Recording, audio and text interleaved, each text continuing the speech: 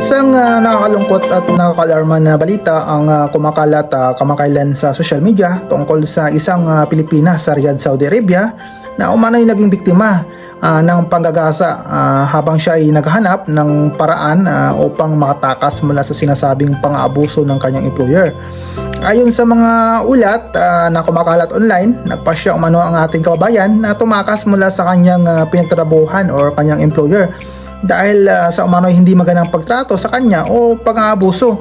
Habang naghahanap ng tulong ang ating kababayan, may isa siyang nakilala na umano'y isang Pakistani driver at siya na mga kanyang hiningian ng saklolo or tulong upang mahihatid sa Philippine Embassy sa Riyadh. Ngunit sa halip na dalhin siya sa kanyang destination dahil lang magandang loob naman itong Pakistani driver, sinasabi inilis umano ng driver ang kanyang ruta. O habang nasa biyahe, may isang pang lalaki na pinasakay itong driver na ito, no? Isang Pakistani din. At umano'y sumakay sa kanyang taxi. At dito na umano nangyari ang karamaldumal na krimen laban sa ating kababayan at ginasa, no, sa loob ng taxi ang ating kababayang Pinay. At yun, at matapos ang insidente, ayon sa mga kumakalat na impormasyon, iniwan umano ang ating kababayan sa isang lugar at pinabayaan lamang, no? At sa kabila ng kanyang kalagayan, nagawa pa rin ng ating kababayan na humingi ng tulong at iparating ang kanyang sinapit sa mga taong maaaring makatulong sa kanya.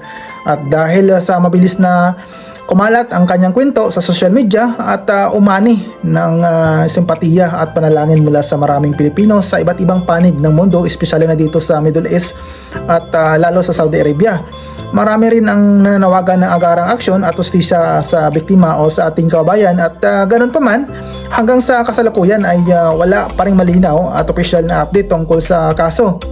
At hindi pa tiyak kung nahuli na ba ang mga suspect, kung may naisampa ng kaso o kung natapos na ba ang investigasyon ng mga otoridad dito sa Riyadh, no?